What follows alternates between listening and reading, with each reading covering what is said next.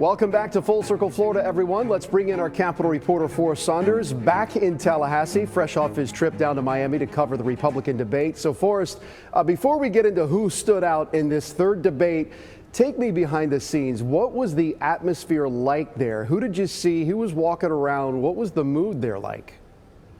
Well, I'll tell you, it felt a lot like an anti-Trump convention within the Republican Party, right? You had all of the movers and shakers behind any of these 5 different campaigns there, the surrogates. I mean, for the governor specifically, we saw radio shock jocks that are on his side. We saw Lieutenant Governor Jeanette Nunez. We saw some of the endorsements that he has grabbed from the state of Florida. They were all on hand to, shake hands and do the spin room to try and advocate for their campaigns. The mood there was purposeful. It was focused. It was determined.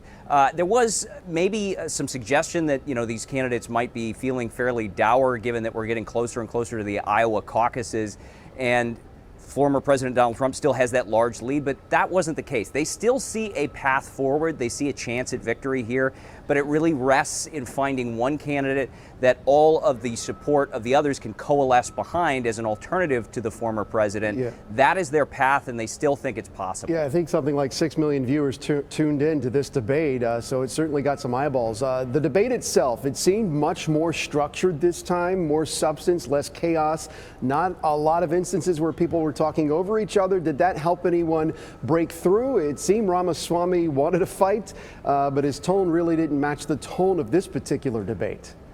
Yeah, real quickly, I'd say Ramaswamy's reviews on that debate performance have been pretty negative. He looked like a bully to some people. He looked like he was just punching everybody and trying to make as many viral moments as possible. Don't know if it really is going to work out for him. But I'll say if there was one standout from that group when it comes to the debate format, who benefited the most from just the format, I'd say it was Chris Christie. I mean, he was able to get in more comments than he might have been otherwise. He didn't have to deal with the dogfighting or the other candidates talking over one another. He was able to give pointed, measured responses. He actually answered the question. Sometimes you see candidates really gloss over a question and not give a specific answer. So I think he benefited from the format. I don't know that he was the standout, not by far, but he definitely had an opportunity. Right. Yeah, surprisingly, he didn't really go on the attack very much. He stuck to the points he wanted to make. So we've had a few days to digest the debate. Who stood out? Did Governor DeSantis help his cause? I think DeSantis did. He's sort of like a B-2 bomber in these debates. He comes in, he drops his payload off, he gets his soundbite out there, and then gets out of the dogfighting.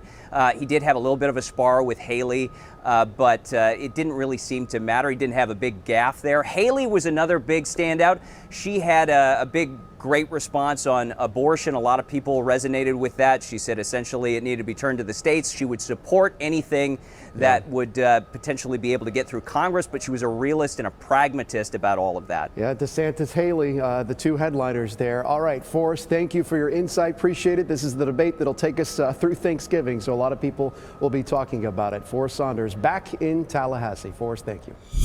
We turn next here away from politics and to the new warning from the FDA about the popular drug Ozempic. Health authorities are now growing increasingly concerned about fake Ozempic hitting the market after a counterfeit injector pen was discovered on the shelf of a U.S. pharmacy. So this week, I took a deeper look at the fast rise of Ozempic in America, the weight loss drug with miracle results and the potential for knockoff versions with deadly consequences.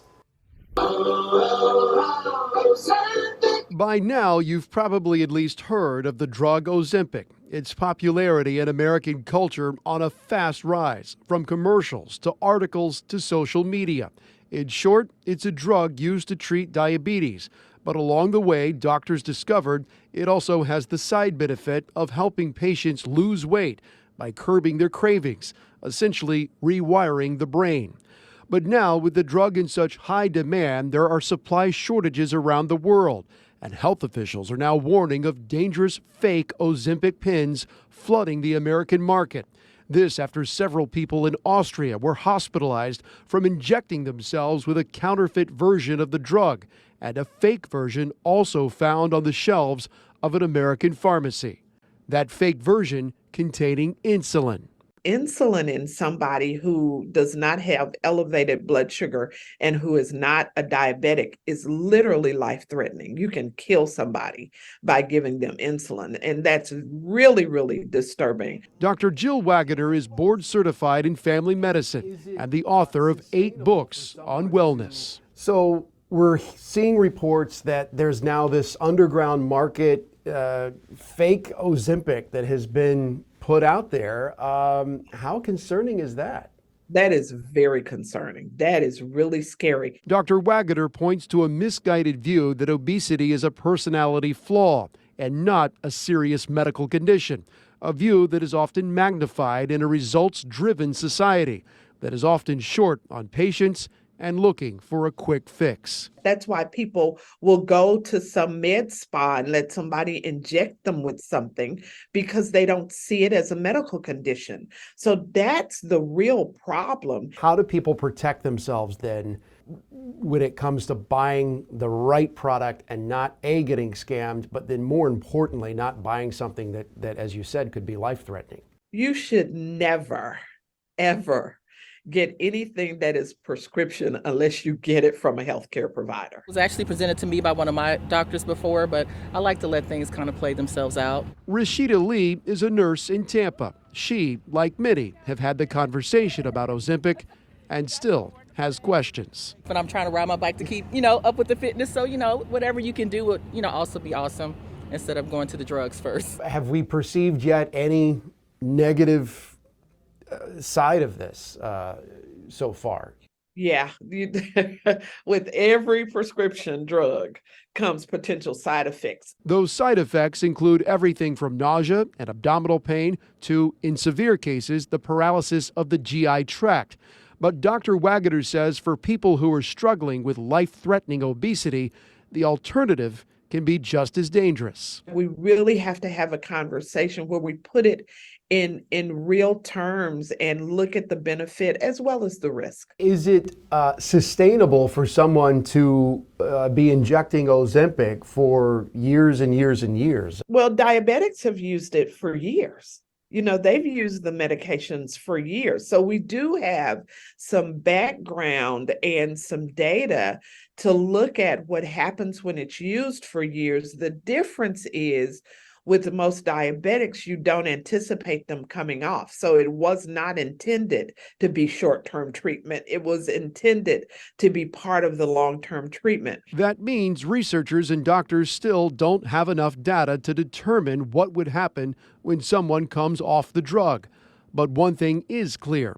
If you're going to try it, see a doctor first and don't buy it off the internet. I think that it's a bad idea if you go on some website and somebody says, oh, we have a doctor who will write it for you. Don't worry about it. That is malpractice. That is not good medicine.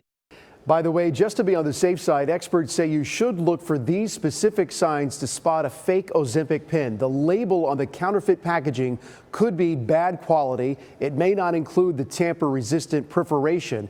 And look for the batch number. That batch number printed on a fake Ozempic box may not actually correspond to the product strength that is on that same box and pen. Next on Full Circle Florida, what did this week's elections really reveal about 2024? We'll debate and discuss next.